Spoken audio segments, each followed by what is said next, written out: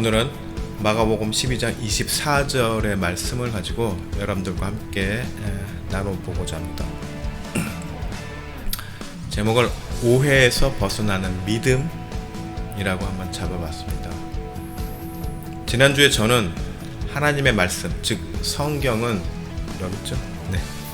하나님의 말씀, 즉 성경은 그 자체로 생명력이 있습니다. 그러나 성경 자체가 생명체는 아니기에 그 생명력은 그 가치를 인정하고 찾는 자에게 끼치는 영향력입니다 라고 잠언 27장을 본문으로 하면서 말씀을 드린 기억이 있습니다.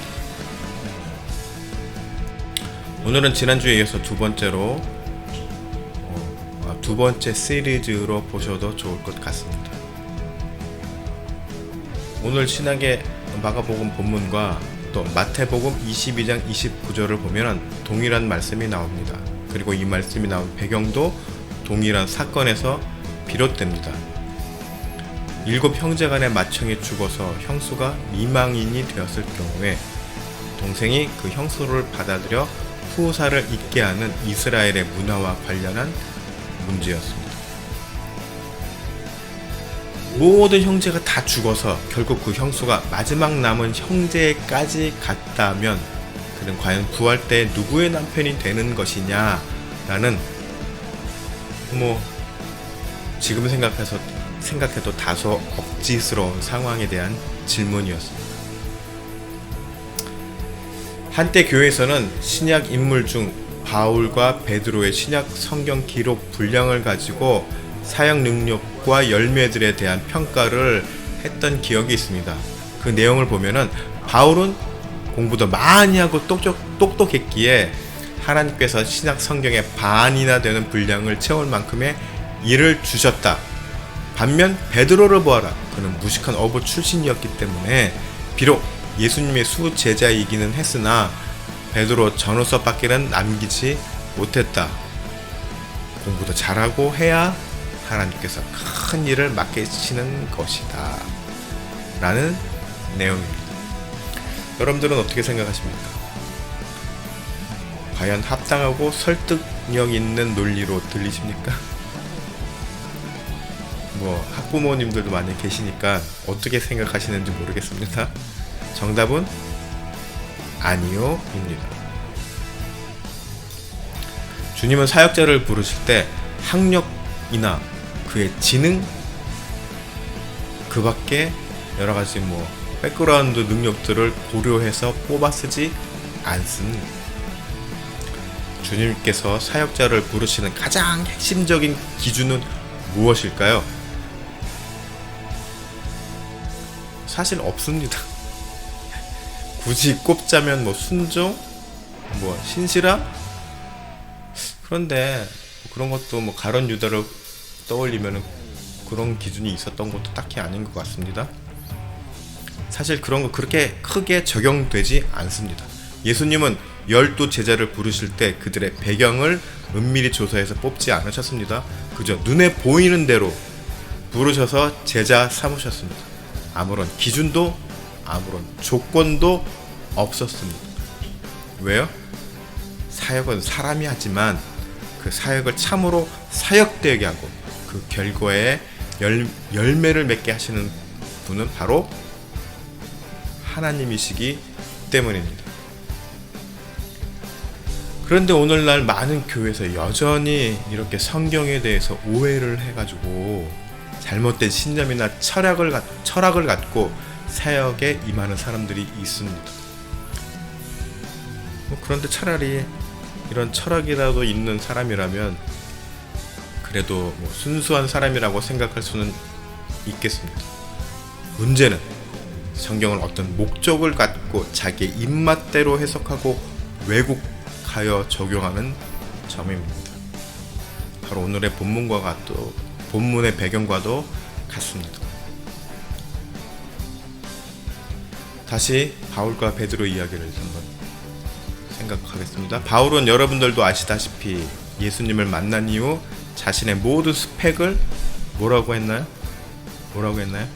배설물이라고 고백하였습니다.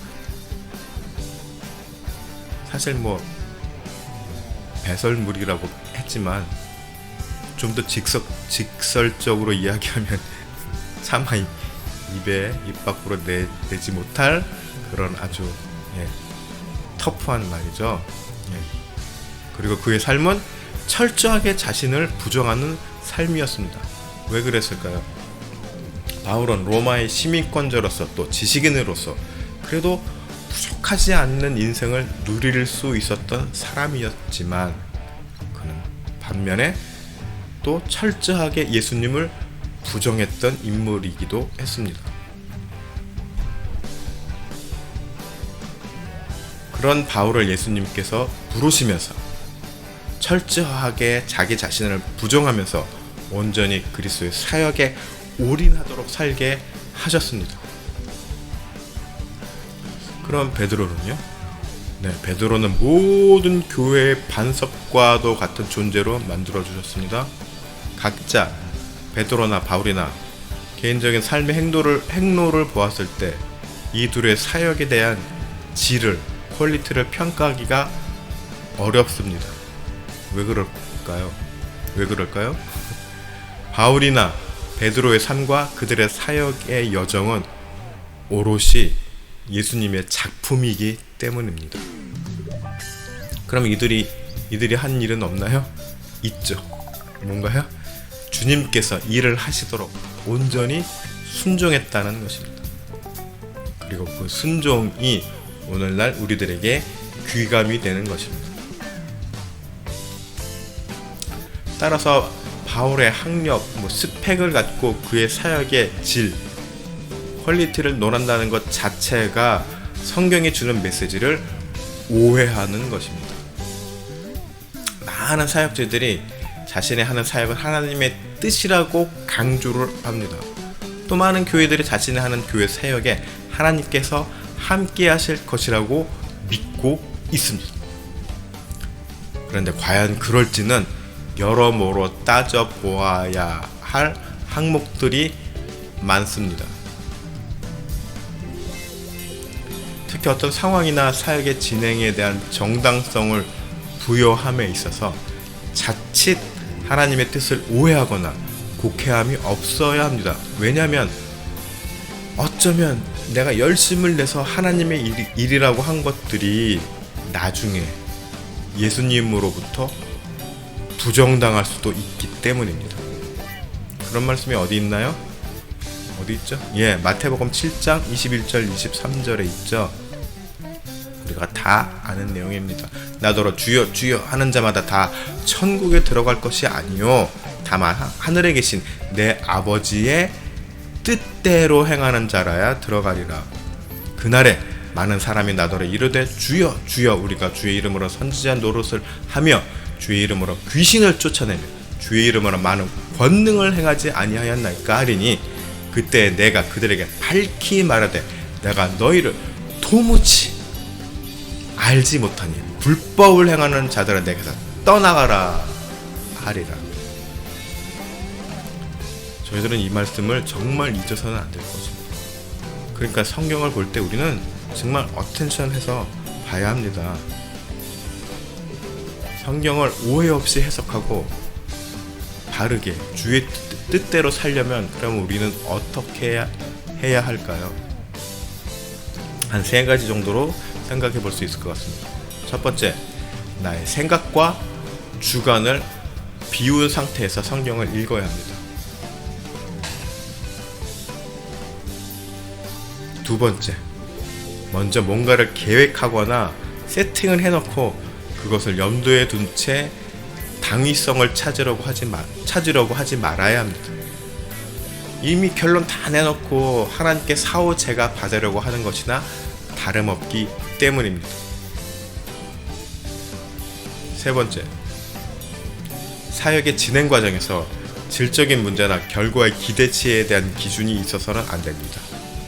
주님, 제가 이제 이런 사역을 하려고 하는데 이런 선교 여행을 하려고 하는데 최소한 우리가 몇 명은 전도를 해야 되지 않겠습니까? 최소한 우리가 이러한 실적은 결과물을 만들어내야 되지 않겠습니까? 이런 기준이 있어서는 안 된다는 얘기입니다. 왜냐하면 과연 하나님의 뜻이 애초에 근본적으로 그 결과를 도출하는 것인지 우리는 알 수 없기 때문입니다. 많은 교회들이 또 리더십들이 교회 1년 계획들을 마치 대기업의 사업 계획 뽑아내듯이 만들어냅니다. 그리고 그 계획에 의해서 한치의 오차도 없이 진행하고자 애를 씁니다. 심지어 해외 선교사들의 선교지들의 선교사들에게 지원을 할 때에도 그들의 사역 실적을 분석하고 평가하려고까지 합니다. 그런데 저는 여기서 생각을 해봅니다. 과연 하나님께서 일하실 여지가 여기에 있을까라고 말입니다. 우리는 지금까지 어쩌면 하나님의 일하심에 대해서 오해하고 있는 부분이 많을 수 있다는 점을 생각해 보아야 할 것입니다. 지금은 생각할 수 있는 한 가지 확실한 기준이 있다면 사람의 양심, 내 속에 있는 양심이 또한 어떤 일을 순리적인 관점으로 봤을 때 이건 좀 무리가 있는 것 같은데? 이거 좀 어색한데?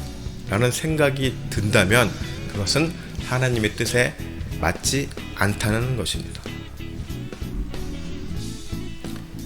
내가 하던 사역을 잠시 멈추고 성경을 다시 펼쳐들어서 성경이죠? 성경을 다시 펼쳐들어서 과연 나의 사역이 하나님의 뜻이고 하나님의 방향인지 하나님께서 원하시는 방향인지 살펴야 합니다. 하나님의 뜻과 계획은 내가 전혀 생각지도 또 원하지도 않았던 방향일 수도 있습니다. 그런데 그러한 하나님의 진짜 뜻을 발견하였을 때 이를 부정하지 않고 또 당황하지 않으며 오롯이 순종하고자 하는 마음을 다 잡아야 합니다. 왜냐하면 거기서부터 우리들의 진정한 사역이 시작되기 때문입니다. 여러분들도 하나님의 진짜 뜻을 나를 통해서 하시고자 하는 진짜 일, 진짜 사역, 또 우리 교회를 통해서 또 우리 교회에게 원하시는 진정한 하나님의 뜻이 무엇인지를 바로 깨닫고 그 시작점을 바로 찾아서 들어가는 그런 참 사역자가 되시기를 축복합니다.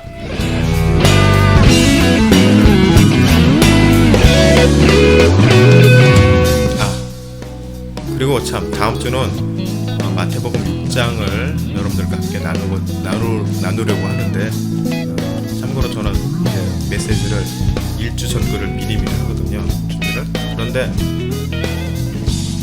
그러니까 한 2주 전에 말씀을 준비하죠. 그런데 마태복음 6장 말씀을 여러분들이 좀 한번 미리 보셨으면 좋겠고 또 한 가지는 요즘 BTS가 난리인데 BTS가 지금 새로 발표한 곡이 있습니다. Permission to Dance라는 곡이 있는데 이미 다 알고 계시는 분도 계시고 뭐야 갑자기 뜬금없이 웬 아이돌 노래라고 반응을 보이시는 분도 계시겠지만 이 BTS의 Permission to Dance를 들으시고 또 마태복음 6장도 한번 읽어보시고 그랬으면 좋겠습니다. 그래서 다음 주에 만났으면 좋겠습니다. 뜬금없이 BTS와 마태복음 6장이 무슨 상관이 있습니까? 다음 주를 기대해 주십시오.